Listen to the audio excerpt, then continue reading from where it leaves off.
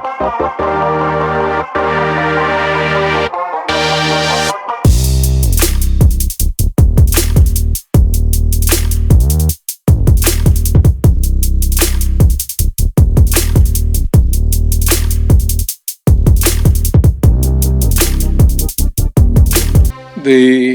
trustees and administrators of the school, students, teachers, the prize winners, those who helped arrange this event, those who made such beautiful individualized programs, those who are going to perform today, my friends, good afternoon. Thank you for inviting me to this very special occasion. I must confess that as a minister, I get 3, 4, 5 invitations almost every day. And usually I book my events several weeks in advance. In fact, today I have 3 more functions to go. I've come straight from the office and I have to still go to 3 more functions this evening. But though I got this invitation very late, I immediately accepted the first time I got the invitation. The reason I accepted is because such institutions are a great credit to our society, and the mission of this school is very close to my heart and my legacy. Some of you may or may not know that I am a 4th generation public servant in the Dravidian movement. My great-granduncle who ran our joint family was one of the founders of the Justice Party. After that, my grandfather served in many capacities, including Chief Minister of the Madras Presidency. My father served in many capacities, including Speaker of the House and the Assembly. And by the grace of God and the good deeds of my forefathers, I've now got this opportunity to be an MLA and a minister 100 years, more than 100 years after my great-grandfather got in this movement. Why I say this is that the values of the movement run in us, it is in our blood. And if you go back to the values of this movement, one of the most important values in the context of social justice was the inclusion of women into every aspect of life, starting with equal access to education, employment opportunities, representation, property inheritance, in every way that women who make up half our society, or in the case of Tamil Nadu, more than half our society, should get equal access and equal opportunity. In today's world, we see that as good economics also, because in a global market where there is global competition, the single determining factor of success of any state, of any country, is the relative productivity of the average citizen. And there is no way any society can compete if half the population, which are women, are not given such equal access and a pathway to reach equal productivity. Of course, education is at the heart of that notion.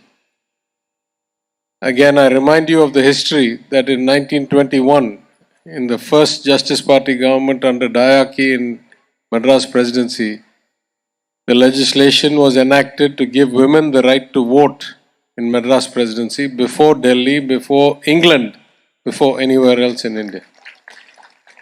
Similarly, the compulsory elementary education bill that transformed South India and Tamil Nadu today legislated compulsory elementary education for boys and girls in 1921. In many places, I have made the statement that the bulk of Tamil Nadu's success today, it is by far the best state in terms of scale, per capita GSDP or economic growth, social justice, access to medical attention, human development. If you take a broad basket of measures, Tamil Nadu is the number one state in the country today. It is so because the empowerment of women started 100 years ago. That is the single biggest reason for that. Everything else comes secondary to that.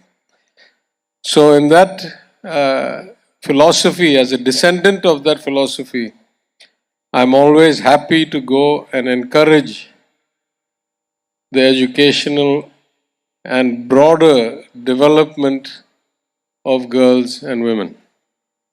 In this case, there's something even more special still. I was talking to your trustee who came very graciously to my office to invite me.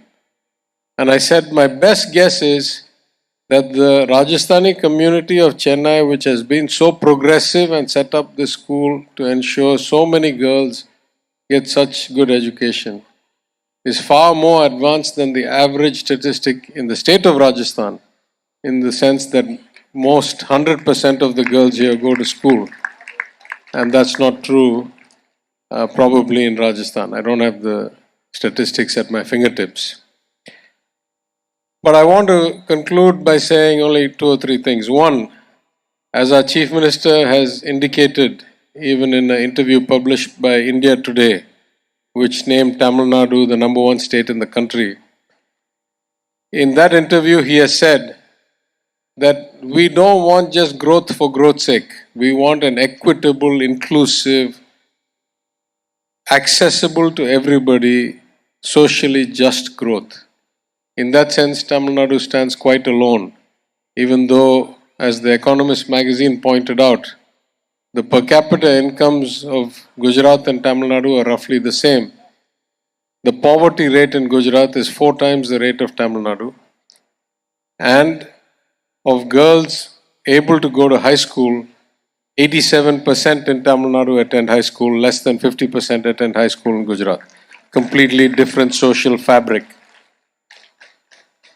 The second is that, as happy as we are that we have this wonderful progress and education system and some measure of success in achieving social justice, we want all of you to continue your education, to enroll in polytechnics or schools or universities or colleges, develop skills, get a tertiary education, and most importantly, after that, participate in the formal economy in some way, either as specialists, as professionals, as business owners, as small business owners, as contractors, as suppliers.